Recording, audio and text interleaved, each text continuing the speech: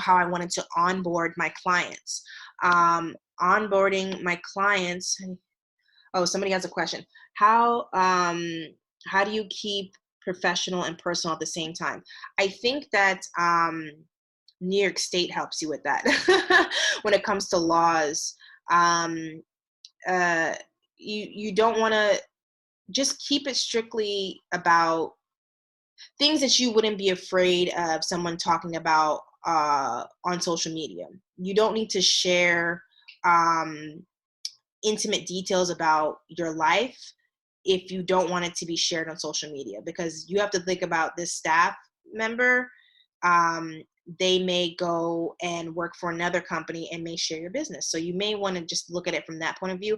How can I add value to this person without damaging my own reputation? I say, how do you talk about the employee's life and then stay a boss, not a friend? Um, that is a lesson. How do you do that? Um, that I guess that takes time. That took practice for me, where I learned to cut off the conversation before it got too deep. And I would, when it comes to certain things, I would refer them to an expert. Like, hey, if they say that they're dealing with certain things that are like whatever it may be, mental health issues, or somebody in their family is dealing with mental health issues, I would say, hey, you need to talk to a therapist about that. I would recommend that you talk to a therapist about that to really help you. And then just, it's not ignoring their feelings. It's acknowledging that in that particular stance, you're not able to offer the level of counseling or advice that they need. Um, and it's just recognizing like what your position is. Your position as a boss, and there's only but so much that you can do. But you do want to check in with them in the sense that, just how's it going, let me tell you how it's going with me. And if you feel like it's going veering off into an inappropriate space, learn to direct it in a way where it's like, well, I can't help you with that, not in those words, but in a way where it's like, you should check this out, or you should read that article, it'll help you.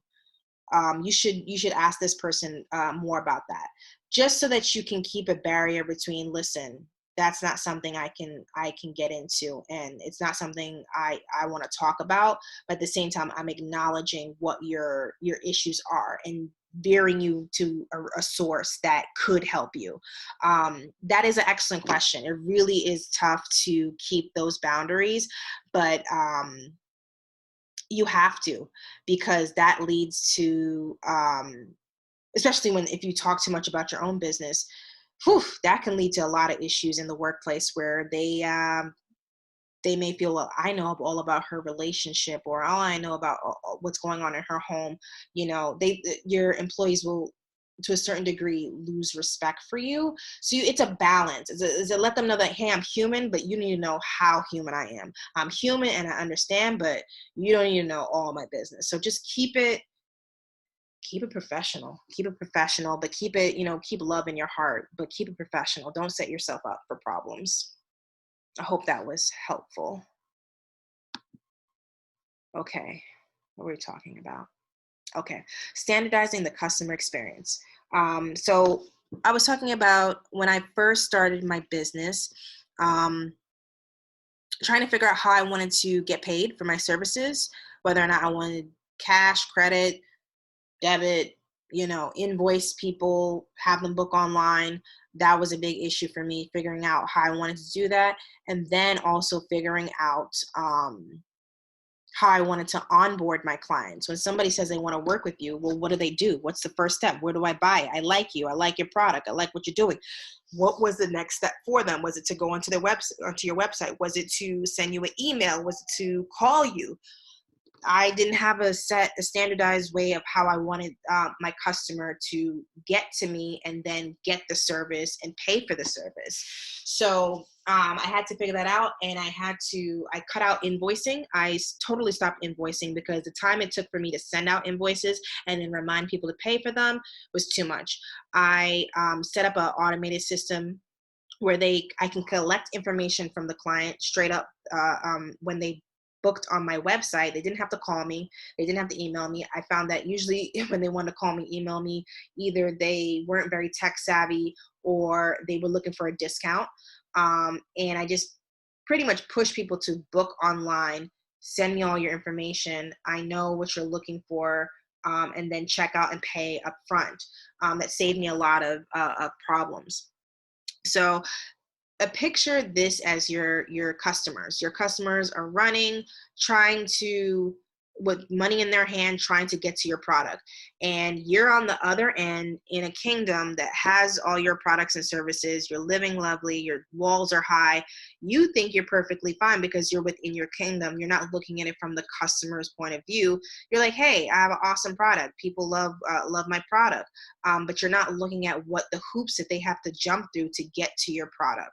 um, and that's where you have to map it out, literally map out every single click, every single page, every single everything they have to do to get to you, pay for your service or product, and get your product.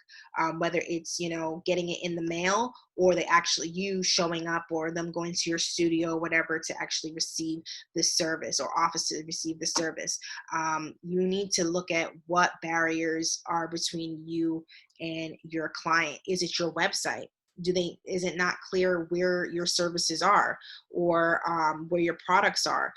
Is it your service scheduling process? Do they have to call you and then do a form and then wait to hear back from you in order to get their service scheduled?